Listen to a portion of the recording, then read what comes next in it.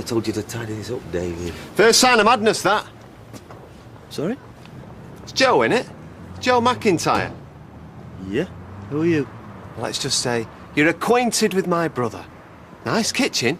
Shame about the aftercare service. They owed me money. And you sent someone to collect. Well, don't just stand there looking gormless. Make yourself useful. What the hell do you think you're doing? Making things right. I wouldn't. I need them tools. Should have thought of that before you had the lad do your dirty work. Consider this compensation. As far as I'm concerned, we're squared away. Don't make us come back.